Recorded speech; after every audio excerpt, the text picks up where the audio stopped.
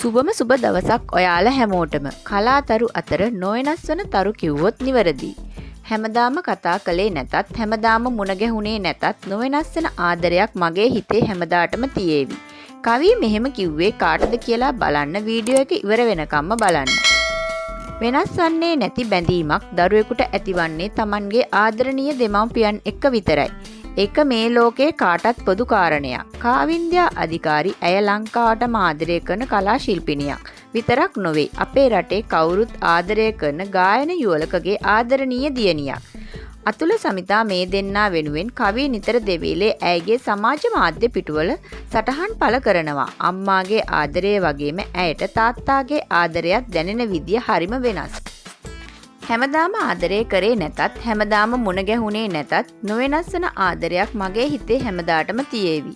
කවි තාත්තා වෙනුවෙන් මෙහෙම සටහනක් එක් කරනකොට මීට දින කිහිපයකට ඉහතදී මව්වරුන්ගේ දිනය වෙනුවෙන් ඇය තවත් සටහනක් මුහුණු පොතට එක් කරලා තිබුණා. මෙන්න මේ විදියටයි. මම අද වෙනකොට ජීවිතයේ ඇවිත් තියෙන මේ ලෝකේ ලොකුම දුර එන්න මට වැඩියෙන්ම ශක්තිය උනේ ඔයා. කවුරු මොනවා කිව්වත් මගේ අත අල්ලන් ඉන්න අමාරු වුණත් බොහෝ තැන්වල මාව හයියෙන් අල්ලාගෙන හිටිය අම්මාට මම සදා ණය ගැති. මගේ අම්මි.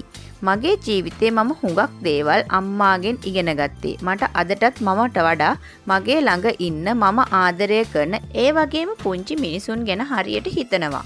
ඒ හැමදේම මම පුංචි කාලේ ඉඳන් අම්මා දිහා බලලා හුඟක් දේවල් ජීවිතේට එකතු කරගත්තා. අම්මාගේ ජීවිතේ සමහර තැන්වල වැරදුනත් අම්මා හැමදාම කියලා දුන්නේ අපේ ජීවිතේ වරද්ද ගන්නේ නැතුව ඉස්සරහට හිතේ ශක්තිය එක්ක පොළවේ පය ගහලා ජීවත් වෙන්න ඕනේ කොහොමද කියලා. ඉතින් මගේ අම්මි ඔයාට ගොඩක් පින්.